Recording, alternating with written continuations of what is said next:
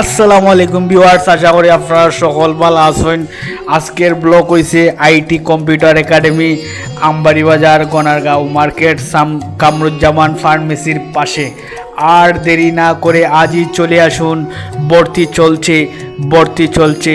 ভর্তি চলছে IT computer একাডেমিতে ভর্তি চলছে। এখানে সব ধরনের সুবিধা পাচ্ছেন। আর আইটি কম্পিউটার পাচ্ছেন কামরুজ্জামান ফার্মেসির পাশে।